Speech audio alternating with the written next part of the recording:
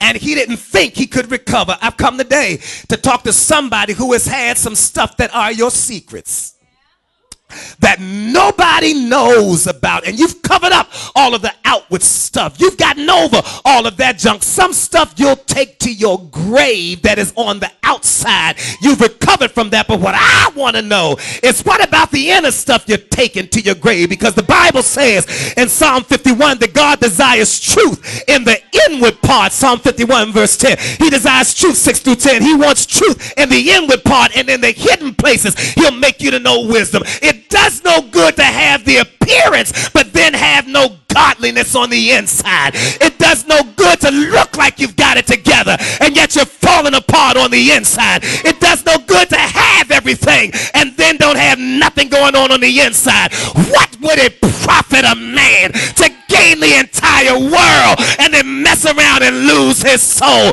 I want to make sure I'm right on the inside. If I don't have a car, if I don't have a house, if I never get a lover, if I never get a husband, if I never get a wife, if I never get the degree, let me walk up by myself with broken language and don't have a ride but make it into the kingdom.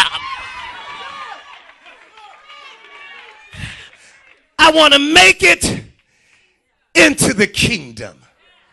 This man, y'all gonna stay with me? This man is going in one direction. He is so severely hurt from his fall. Watch this, verse 2, the last part. Until reality sets in, he says, I want to know whether I'm going to recover from this injury. I don't even have time to work on this thing too much, James. I'm going to just drop some tidbits and go along, because the truth of the matter is there are some things that you don't have time to try. I'll come over here, Brother Davis, because there's some stuff that you don't have time to try because the recovery time is shorter. You know, Minister Bobby, some stuff you can recover quicker if you're 17. But when you're 37, you can't try that. You done missed 20 years now, so you know, and if you're 57, don't even think about it. And if you're 67, just pretend you don't see it. I've got temporary Alzheimer's, whatever you want to call it. I don't even see it. I can't see it because I don't have time. Some stuff I can't even play with. Some stuff I can't. No, I would. In my younger days, I might would have thought about it. But some stuff at this stage of your life, you would not even entertain. Ain't no fool like an old fool. And you ain't got to be old in age. There could be some stuff that you've tried enough times to know that it don't work for you. So you could be an old fool at 18 if you've been trying it from 13 and it ain't work. You could be an old fool at 17 if you've been trying to sit you with 15 for 2 years and it ain't work. There's some stuff you ought to get in your spirit right now that it ain't worth me trying it. Touch somebody and say, I can't even try it. Yeah, I know it's hard to talk back to somebody, when you're guilty.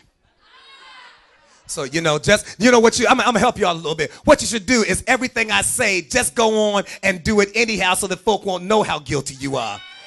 But when they try to touch you and you do like this, that's a sign. When they try to touch you and you do like this, that's a sign. So you want to just go ahead and high five them, slap them, jump up and scream. They can say, wow, they really got it together. Every now and then you ought not just show off that you are as guilty as you are.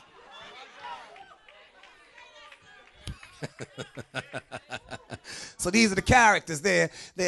Ahaziah is on his way down because he fell into something that he doesn't know if he can recover from it. I done got into something.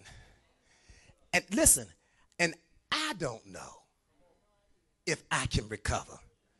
See, now there's the problem, because see, you can tell me I can recover. But if I don't believe I can recover, you can't convince me I can.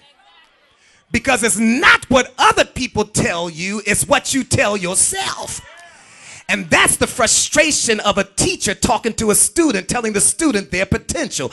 That's the frustration of a parent talking to a child, telling them what they can do and be. That's the frustration of a mentor with a mentee, telling them what they can accomplish, because they can believe it for you, but if you don't believe it, it will never become reality to you. Okay, so now he don't know if he can recover. He don't know if he can recover. And then there's Elijah. He's a guy who has recovered. Because in 1 Kings chapter 18, he was going through a period of failure, self-doubt, and depression. And said, Lord, kill me, because I'm no good. He had just come off of Mount Carmel. You'll remember the story. And now he was running from the mama and the daddy of the boy he's dealing with today. What am I trying to tell you? I'm telling you that just because old devils die, new ones are birthed every day. That just because Ahab and Jezebel were gone doesn't mean that their spirit wasn't living on. And if you're not careful, you can have some old person, not old in age, but old relationship, old acquaintance who has gone out of your life. And yet you'll meet somebody brand new and it will just look like they got the exact same spirit of the person who went. Who am I talking to in here today? I mean, you met somebody and it's like they've got the exact same spirit. And you know what? You'll push them out of your life. You know what will happen? Somebody else with the exact same spirit will come up and you'll put them out of your life. And you know what will happen? Somebody with the exact same spirit. Why? Because until you change you, you're going to keep attracting that type of person. But whenever you change you, then you won't start attracting that type of thing. You won't give off that vibe. You won't give off that aura. Why keep attracting the same type of people? Well, the only common denominator is you. And so if you want to stop attracting what you are attracting, then change the you that you are. Y'all hear? Okay. All right. Touch somebody and say, I needed to hear that. So here they are. One guy's on his way down, chapter 1, verse 2. And another guy's on his way up, chapter 2, verse 1. It came to pass when the Lord was about to take up Elijah. Ahaziah is on his way down. Elijah's on his way up. Parallel, but in opposite directions. Every now and then. God, my father in the Lord was so wise, he was here and he said that just because two people are on a ladder does not mean they're both at the same place. Because one can be ascending while the other one is descending, but at a certain point on the ladder, they're at the same level. At this point on the ladder, they're having to come face to face with one another, but they're going in opposite directions. I want to encourage somebody right here, right about now. Don't think that just because there are certain people that are in you all's life that I know right where you are, dog. No, baby, we in different directions on this thing. We are not in the same place. We may be on the same spot on the ladder, but we're not in the same place. Tell somebody, I may be in the same spot, but we're not in the same place. Because you're trying to see why can't you stay here, and I'm trying to see why can't I get out.